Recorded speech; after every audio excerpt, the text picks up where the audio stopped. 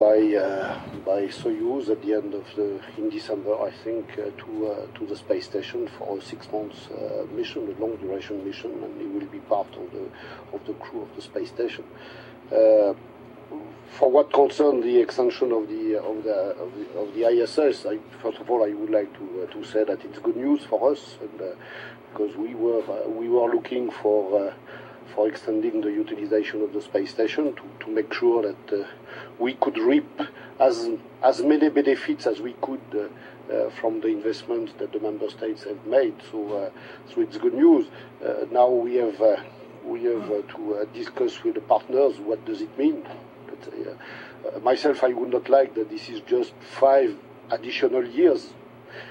But more than that, it gives us 10 years of perspective, meaning that we have a chance to think about what we plan to do together on board the space station. And what I would like is again, to increase the benefits as much as we can, and if possible, to decrease the cost. So that this is a discussion that we have to have among the partners. But clearly, since, as you know, we are using ATV to pay our share of the common operation cost. Since we are extending the space station, I assume that the common operation cost will increase. If not, I would be glad, I must say, but I am doubtful that the common operation cost will not increase by the extension of the space station utilization, meaning that we shall have to launch more ATVs. That this is I think that a result of that. But again, we have to discuss among the partners to see what does it mean to use the space station for 10 years and beyond, because I must say that why not thinking? I think that there was the engineers, they have demonstrated that on a purely technical standpoint, the space station can be used to 2025. So okay, we shall see. But 10 years is already a significant time. Richard Luscombe of The Guardian for Mike Lineback, I think.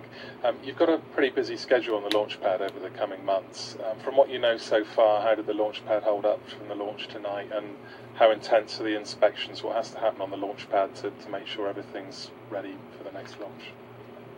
Well, see, I asked the test directors before I left the control center if there was any significant damage to the pad that they could see with the television cameras that we have out there, and they reported none. But of course, we haven't had a chance to go out there and walk it down yet to really take a good hard look. Typical damage might be some fire bricks out of the flame trench might come out. Some of the flame deflector concrete material might come off. Those are all very standard repairs. Based on what I saw, I don't think there's going to be a turnaround issue. We always allow a full 8 days between a launch and taking another vehicle out, and we have more than that this time. So if there is any damage out there, I'm sure we'll be able to fix it, unless it's something that we haven't seen before. I don't expect that. We are single pad, obviously, for the remainder of the program, and so if we do sustain something significant, we'd have to deal with that. Being single pad, it's a choke point. But the guys do a great job of maintaining the launch pad, and so I don't foresee any problems there. Okay, back over here, James Dean.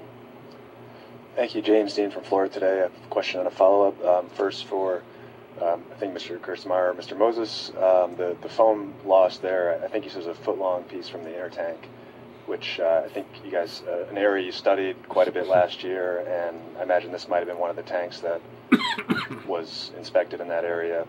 But regardless, just wondering, first of all, how do you know that there's no damage that it caused? And second, is it a concern moving forward that you lost a big chunk from that area? Yeah, you saw the ice stuff, so I'll let you. Yeah, okay, we'll kind of start here, tag team, and work this. I guess, first of all, we didn't see any damage on the orbiter because we got a pretty good view of the orbiter at external tank separation. It was pretty well lit up, and any kind of tile damage would have been pretty obvious to us. So there's no gross damage. There could be some small damage. It was really tough in the video to see where it went. You can watch for it yourself. You can see it come off, bend a little bit, flex a little bit, and then go pretty much straight after. The next frame, it's gone. And that's what we would expect to see. So it doesn't look like it did any damage. In terms of inspection, we did plug pulls, if you remember, on the tanks in various regions to go look. There were critical areas where we were concerned about foam loss. I don't remember if we pulled in this particular area. We'll pull the data and see if we got any information on pulling in this area. If you remember, some of these intertanks were actually manufactured prior to Katrina, so these tanks have been sitting around in storage on the ground for a period of time. Our theory's been that they may have had some surface contamination on them, and then as the foam is sprayed on, that makes a weak bond between the foam and where that surface contamination could be, or the contamination prevents the foam from bonding to the metal on the tank.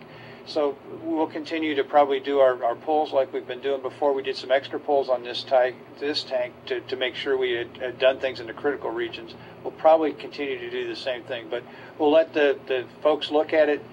The data will be very interesting to us. It's going to give us some more insight into the mechanism that's causing the loss. We may be able to confirm the loss and not be so speculative about what the cause is. So in a sense, it's good data. It's good we had the pictures out there. I don't see it as a big deal to us, but we'll continue to work and see what it means. Mike, anything you'd add? No, but I was going to say, you mentioned at the beginning that having the really good video of when that event occurred really helps us a lot, because that nails down the time of the event, which they can then plug into the models and backfill in what the heating was, what the pressures were, and try to look at the physics of the mechanism that caused that foam to come off. And that should help us a lot to understand the root cause. Thanks, and I guess for any of the NASA guys, we've been talking over the past week or so about morale being a little bit down here.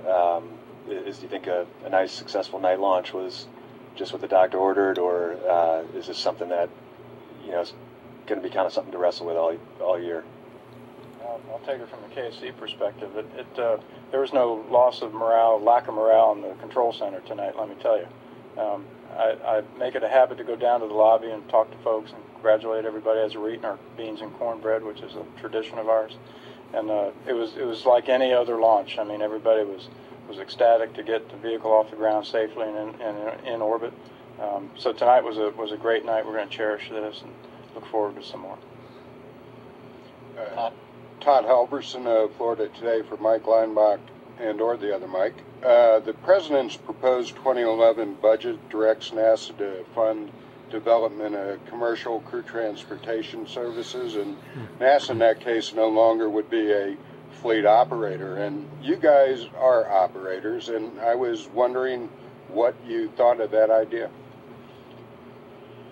Well, see, on principle, as someone who's, I don't know, been a fan of space all along, reading science fiction, and from the advancement of the world ability to fly into space, I think that's a great thing that we're doing, right? And the more people that we can get involved to do this and do it in different ways and with different ideas is a really good thing to do.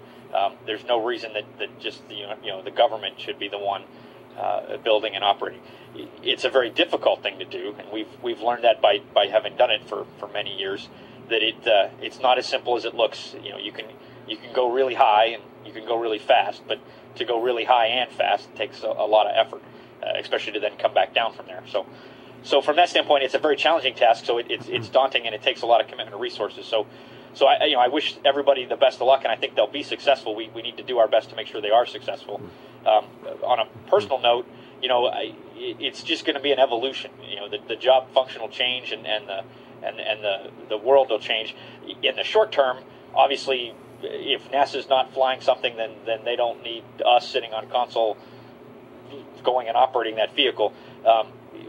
We're not necessarily done with that business. We might be in an oversight role. We might be lending our expertise. But in a longer term view of the world, that's going to